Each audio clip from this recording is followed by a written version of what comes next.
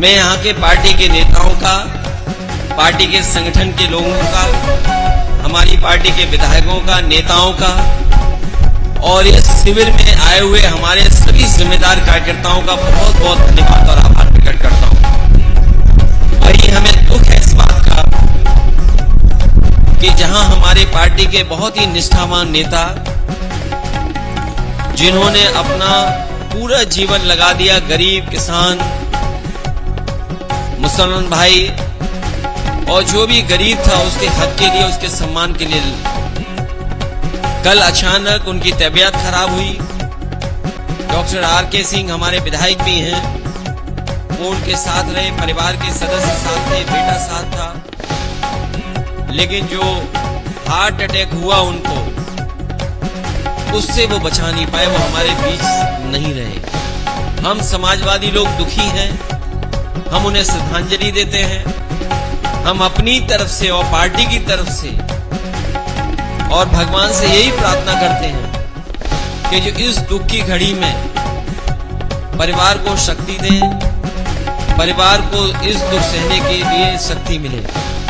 जहां तक यूपी सरकार की बात है और दिल्ली सरकार में, यूपी सरकार जहां लगातार जीरो टॉलरेंस की बात कर रही है, जो कानून को लेकर के, कानून व्यवस्था को लेकर के जीरो टॉलरेंस की बात करने वाली सरकार में सबसे ज्यादा अपराध हो रहे हैं, सबसे ज्यादा घटनाएं हो रही हैं, सबसे ज्यादा जाने जा रही हैं। और इसका कारण यही है कि सरकार जीरो टॉलरेंस तो बोलती है, लेकिन किसी को न्याय दिलाने के लिए कोई काम नहीं करती।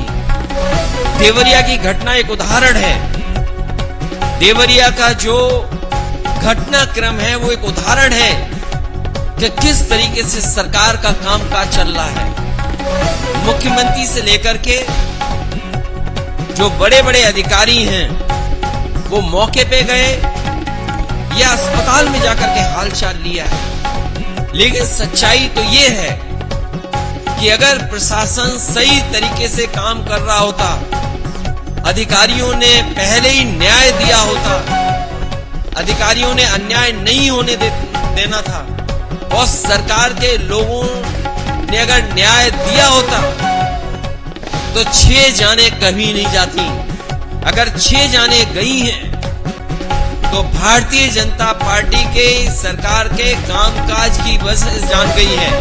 अगर कोई जिम्मेदार है तो वो सरकार और अधिकारी जिम्मेदार हैं, जिसकी वजह से जान गई है। और मैं तो सरकार से कहूंगा और सरकार के लोगों से कहूंगा कि अगर समाजवादी पार्टी कोई राजनीति नहीं कर रही है किसी घटना में, तो सरकार के लोगों को भी मिलकर के कोई राजनीति नहीं करनी चाहिए। और जो लोग जीरो टॉलरेंस की बात कर रहे हैं, अगर जीरो टॉलरेंस का अगर आपका नारा है, तो जो अधिकारी रहे हैं, जिसने दोनों परिवारों को न्याय नहीं दिया है, चाहे वो डीएम हो, कमिश्नर हो, एसपी हो, डीआईजी हो, आईजी हो, तहसीलदार हो, एसडीएम हो, लेखपाल हो, उनके खिलाफ कार्रवाई नहीं कर रही है। और अगर सरकार जीरो टॉलरेंस की बात कर रही है, तो जब से शिकायतें की हैं परिवार के लोगों ने, उन सभी अधिकारियों के खिलाफ कार्रवाई हो, उनको सस्पेंड किया जाए। और अगर सरकार जीरो टॉलरेंस की बात कर रही है तो उन्हें टर्मिनेट करे। आज कानून व्यवस्था में जीरो टॉलरेंस देख लिया और भ्रष्टाचार का तो पूछो मत। पहले तो अधिकारी 2000 रुपए मांग लेते थे, इस सरकार ने 2000 रुपए बंद कर दिए, अब वो 500 के रुपए ज्यादा मांग रहे हैं। कोई तहसील थाना नहीं बचा है जहां पर भ्रष्टाचार न बढ़ गया। जो सरकार ये कहती हो पहले दिन से कि हम गड्ढा मुक्त करेंगे सड़क, बताओ कौन सी सड़क है जिसमें गड्ढे नहीं है। और आज तक मैं तो पत्रकार साथियों से कहूंगा कि आप रिकॉर्ड निकलवाइए कि इस सरकार ने पिछली सरकार में और इस सरकार में गड्ढा और मेंटेनेंस के नाम पर कितने हजार करोड़ रुपए निकाले जो बर्बाद हो गए। और करप्शन किस स्तर पे, इसकी आप कल्पना नहीं कर सकते। करप्शन हर स्तर पर है। यहाँ तो एक इंजीनियरिंग कॉलेज बन रहा था, मुझे बहुत पुराना याद है, केवल विधायक जी ने हिलाया था, वो बिल्डिंग गिर गई। सोचिए, ये तो एक है, न जाने कितने उदाहरण होंगे। और हमारे मुख्यमंत्री जी कह रहे हैं पूरा उत्तर प्रदेश ODF हो गया। ODF का मतलब है कि सुबह सुबह कोई भी आम आदमी खेत में डब्बा लेकर के नहीं जा रहा। प्रतापगढ़ के लोगों, अगर यूपी ODF हुआ है तो आप भी ODF में शामिल होंगे। कभी सीटें बसती थी, कभी किसी को जाने नहीं देते थे। आज बताओ कितने शौचालय चल रहे होंगे आपके यहाँ, बता दो। अगर एक भी शौचालय चल रहा हो, और हमारे समाजवादियों के समर्थक प्रधानों पे जांच के बाद जांच फिर जांच। लखनऊ में तो बड़े बड़े आयोजन हुए थे, आयोजन हुए कि इन्वेस्टमेंट मीट हुई, जिसमें ये बताया गया कि लाखों करोड़ आ रहे हैं। हमें बताओ प्रतापगढ़ के लोगों, वो कहावत मैं नहीं कहूंगा जो मुख्यमंत्री ने कहावत प्रतापगढ़ के लिए कही, वो तो मैं कभी नहीं कह सकता। लेकिन अगर एक भी कारखाना इंडस्ट्री लगी हो तो बता दो। समाजवादियों के समय पर जो सब स्टेशन बने थे, मुझे याद है, यहाँ की राजनीति तो मैं समझता हूँ। अगर किसी एक बड़े नेता का फीडर अलग है तो दूसरे नेता ने भी यह दावा किया कि उस नेता का अगर फीडर अलग तो हमारा भी फीडर अलग होना चाहिए, हमारे भी पुलिस का सर्कल अलग होना चाहिए। मैंने सबका स्वीकार किया, चाहे मुझे फीडर अलग करना पड़ा, चाहे मुझे सब स्टेशन ज्यादा देने पड़े हो, चाहे इंजीनियरिंग कॉलेज देना पड़ा हो, चाहे सड़क दोबारा बनानी पड़ी हो, पुल देना पड़ा हो। और एक बार तो ऐसा कंपटीशन हो गया कि अगर एक ने ट्रॉमा सेंटर मांगा तो दूसरे ने कहा कि हमारे यहाँ भी ट्रैफिक तेज एक्सीडेंट हो गए, तो हमने उनके कहने से भी ट्रॉमा सेंटर दे दिया। तीसरे आए हमारे साथ थे, उन्होंने कहा कि हमें भी ट्रॉमा सेंटर चाहिए, हमने उन्हें भी ट्रॉमा सेंटर दे दिया। बताओ आप लोग यहाँ के जिम्मेदार पत्रकार, जो ट्रॉमा सेंटर समाजवादियों ने दिए थे, क्या एक भी ट्रॉमा सेंटर चल रहा है जहाँ पर गरीब का इलाज हो पा रहा है? एक भी चल रहा हो तो बता दो। और ये जो जितने जिला अस्पताल हैं या PSC CSC हैं, गरीब इलाज कराने नहीं जा सकता है। आयुष्मान का सपना दिखा रहे हैं, लेकिन किसी भी गरीब को सरकारी अस्पताल में इलाज नहीं मिल पा रहा है। गरीब के लिए अगर सरकार ने एक भी अस्पताल बनाया हो तो बताओ। समाजवादियों ने तो एम्बुलेंस दी गांव में मदद के लिए, ये वही एम्बुलेंस है जो समाजवादियों ने शुरू की थी। ये जो पुलिस को गाड़ियां आपको दिखाई दे रही है, 100 की 112 हुए, ये भी समाजवादियों की देन है। नई चीज देखी प्रतापगढ़ में। हालांकि शहर में मुझे एक कोने से दूसरे कोने में बहुत से अपने समाजवादी साथियों के घर जाने का मौका मिला मुझे। ये नई ट्रैफिक व्यवस्था पता नहीं किसके हाथ में दे दी है सरकार ने। मैं गिनता रहा, मैंने 500 सांड तो गिने, लेकिन अगर मैं 11 बजे के बाद पूरे प्रतापगढ़ में राउंड मारता शहर में तो 2000 से ऊपर मुझे सांड दिखाई दे जाते। 2000, चाहे वो घंटाघर हो, चाहे जो हमने सम्मानित लोगों की जहां पर प्रतिमा लगाई हो वो चौराहे हो, चाहे वो चश्मे की दुकान के पास मैंने देखा एक सांड लगता चश्मा बनवाने पहुंचा था वहां पर। एक ऑप्टिकल की दुकान थी, उस होर्डिंग के बगल में सांड खड़ा था। मुझे लगा कि सांड की आंख कमजोर है, वो लखनऊ जाना चाहता है, वो शायद चश्मा बनवा करके लखनऊ जाना चाहता हो। सोचिए ये हालत बना दी। और गेहूं, धान की तैयारी नहीं, और गेहूं प्राइवेट कंपनियों ने खरीद लिया, सब बिक गया धान गेहूं, और धान की खरीद की कोई तैयारी नहीं है।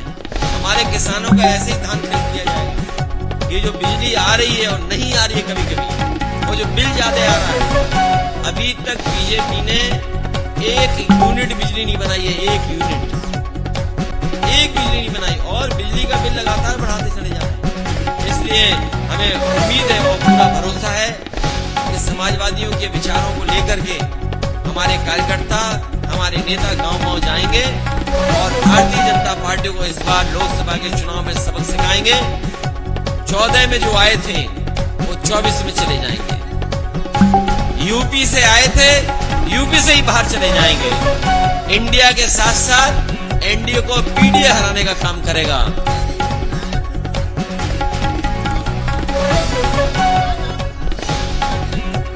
नहीं,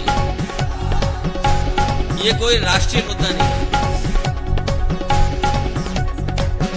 मुझे दुख है इस बात का कि सरकार को ये लगता है कि जो खिलाफ है उसको गिरफ्तार कर लो, राजनेता है उनको गिरफ्तार कर लो, पत्रकार हैं उनको गिरफ्तार कर लो। एक ही दिन सोचिए, पत्रकारों की भी गिरफ्तारी हुई और फिर संजय सिंह आप पार्टी के नेता उनकी भी गिरफ्तारी हो गई ईडी की तरफ से। बीजेपी ये समझ ले इनके खिलाफ 100 करोड़ लोग हैं। इस बार जब 2024 का चुनाव होगा तो 100 करोड़ लोग इनके खिलाफ हैं। क्या ये 100 करोड़ लोगों को गिरफ्तार कर लेंगे? इस बार यही भारत की जनता पीडीए मिलकर के इंडिया भारतीय जनता पार्टी का सफाया कर देगी और जिन जिन से ये घबराते हैं उन्हीं को गिरफ्तार करने जाते हैं। ये जो ईडी, सीबीआई, इनकम टैक्स, ये भारतीय जनता पार्टी के प्रकोष्ठ हैं, ये उनके संगठन के प्रकोष्ठ हैं, उनके संगठन के हिस्से हैं। इसलिए आपको इसमें ज्यादा बुरा मानने की जरूरत नहीं है। अभी संजय सिंह गिरफ्तार हुए, अभी आप कुछ सच दिखा दोगे तो आप गिरफ्तार हो जाओगे। अगर गिरफ्तार होने का मन है तो सच दिखा दो।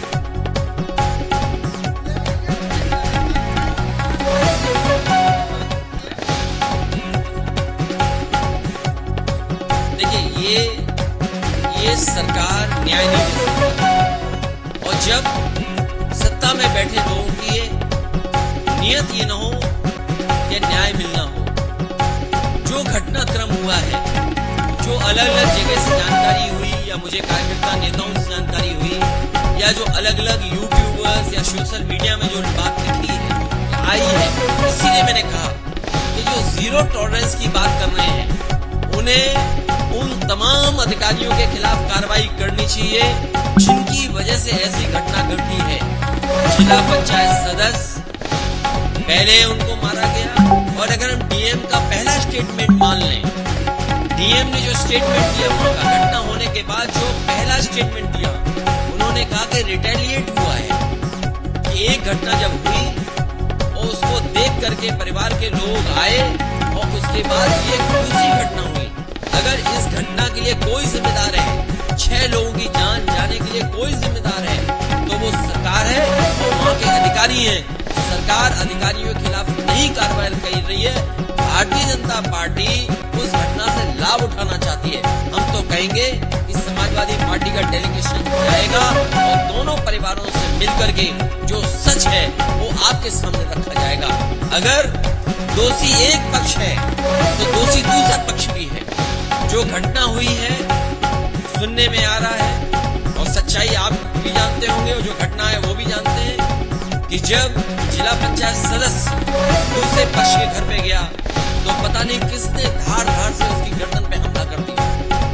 दराती जो गांव में सामान रहता उससे हमला कर दिया जिसके कारण वहीं पर बेहोश हो गए।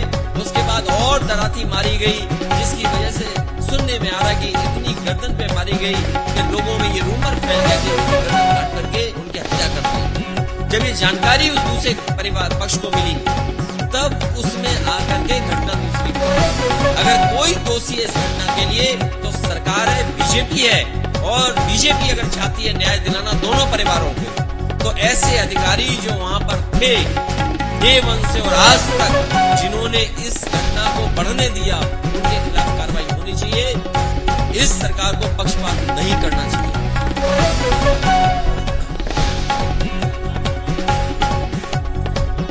इसको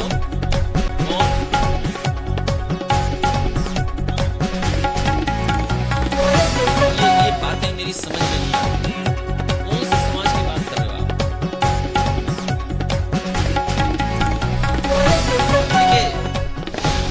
आप?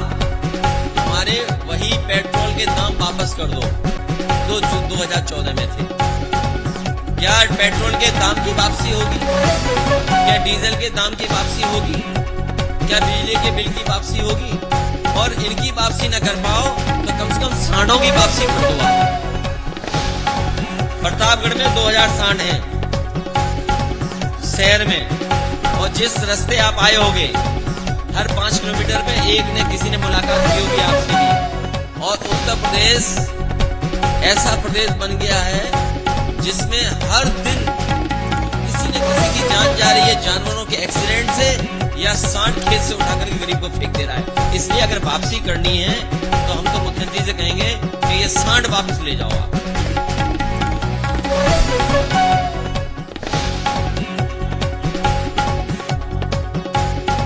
नहीं, मुझे जानकारी नहीं है कि कौन किसी संपर्क में, अगर आप उसका खुलासा करो तो मैं और विस्तार से बोल दूं।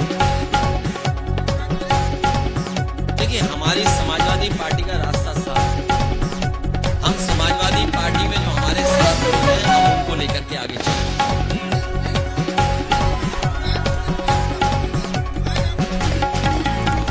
अगर तुम्हें पता हो तो तुम बता दो।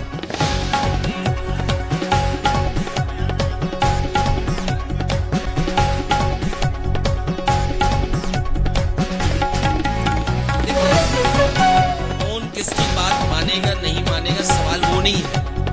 समाजवादी पार्टी और इंडिया गठबंधन भारतीय जनता पार्टी को हराने का काम करेगी। और अगर भारतीय जनता पार्टी ये तैयारी कर रही है कि 80 के 80 जीतेंगे, तो समाजवादी पार्टी, पीडीए, इंडिया गठबंधन भी ये तैयारी कर रहा है कि 80 के 80 भारतीय जनता पार्टी को सीटें हराई जाएंगी। ये आपको याद होगा विधानसभा में हमारे मुख्यमंत्री की साइंस, हमारे मुख्यमंत्री का गणित, हमारे मुख्यमंत्री जी की जानकारी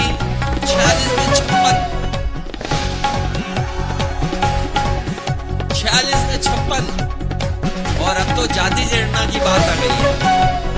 देखिए, जो जाति जनगणना से परिवर्तन आने वाला है इसका सबने स्वागत किया और मुझे खुशी है इस बात की कि बहुत सारे दल जो कभी कास्ट सेंसस या आरक्षण के खिलाफ थे वो भी उसके पक्ष में। और अब तो बीजेपी को गरीब याद आने लगी। सोचो, वो बीजेपी जिसने नौकरी नहीं दी, रोजगार नहीं दिया, महंगाई बढ़ा दी, वो गरीबों को याद कर रही है। कोई उद्योग कारखाने नहीं लगे। और मैं अपने नौजवानों से कहना चाहता हूं, ये जो अग्निवीर में आधी अधूरी नौकरी नहीं चलेगी, आप लोकसभा में जिताइए और पहले जैसी फौज की भर्ती पाइए। आप फौज में जाना गर्व होता है, वर्दी पहनना एक सपना होता है। बताइए, बीजेपी ने राष्ट्र के साथ खिलवाड़ की, देश की सुरक्षा के साथ खिलवाड़ की, सीमाओं के साथ खिलवाड़ की, और आधी अधूरी नौकरी अग्निवीर नहीं चलेगी। हमारे नौजवानों को वर्दी पहनाने का सपना पक्की नौकरी से पूरा होगा, ये आधी अधूरी नौकरी से नहीं किया जा रहा। और देश को जरूरत इसलिए है, किसी जमाने में किसी सरकार ने या उनकी सरकार में घटना हुई या ऐसी परिस्थितियां बनी कि बहुत सारा हिस्सा चीन ले गया। अभी जो सरकार है उसने सोचो कहां चीन को बैठा दिया। कभी हम लोगों ने उस लेक को किसी फिल्म में देखा था, कभी 3 इडियट्स उस फिल्म में लेक को देखा था, और लेक को देखने के बाद न जाने कितने लोग अब जाते हैं।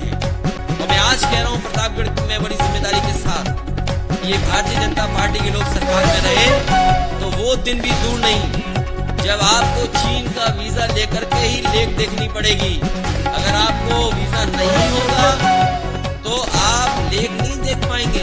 तो बताओ कहां फौज आकर के बैठी चीन? क्या ये घर वापसी वाले ये याद दिलाएंगे कि चीन की फौज वापस जाएगी? हमारे आज तक के पत्रकार साथी जो घर वापसी की बात कर रहे थे, क्या चीन की फौज घर वापसी करेगी क्या? और फिर वो समय भी हम लोगों ने देखा है, मानसरोवर की बात कभी नहीं बीजेपी करती है, उसकी नहीं करेगी। पुरानी पेंशन सबसे पहले समाजवादी ने उठाई थी, अब उसके पक्ष में।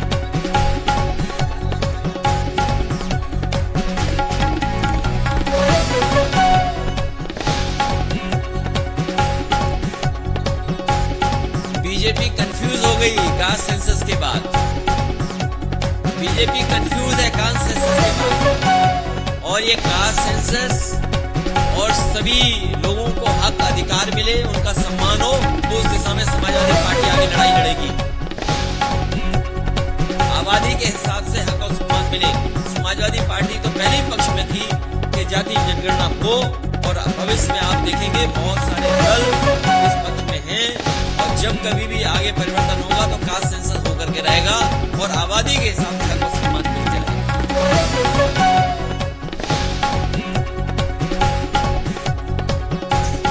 भारतीय जनता पार्टी का दलित सम्मेलन पिछला सम्मेलन उसी तरीके से है जिस तरीके से महिला आरक्षण है। ये नारी सम्मान और इनका दलित सम्मान ये उसी तरीके से है जैसे आरक्षण दिया।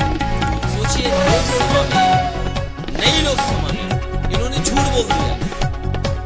बीजेपी वाले तो कमाल के ऐसे हैं कि नई लोकसभा में झूठ बोल दिया, ऐसा बिल पास कर दिया जो लागू ही नहीं होगा, और हमारे पत्रकार साथी भी कुछ नहीं कह रहे उस पर, वो लागू ही नहीं हो सकता है। और अगर लागू करने की नियत है तो जहां जहां चुनाव हो रहा है भारतीय जनता पार्टी 33% महिलाओं को टिकट दे। मध्य प्रदेश में दे 33% टिकट, राजस्थान में टिकट दे 33%, आपके झारखंड में, छत्तीसगढ़ में हो रहा है चुनाव, वहां दे। तो आखिरकार आपने बिल पास कर दिया, लेकिन आपकी नीयत साफ नहीं है, इसलिए आप पॉलिटिकली उनको आगे नहीं बढ़ाना चाहते हैं। ये केवल बहस का मुद्दा है, इसलिए वो जनता को गुमराह करने के लिए बिल पास किया। हमारे पत्रकार साथियों का विशेष धन्यवाद। आप भी थक गए, हम लोग भी थक गए, और मुझे पूरा भरोसा है कि हम लोग आप सहयोग करेंगे, मदद करेंगे।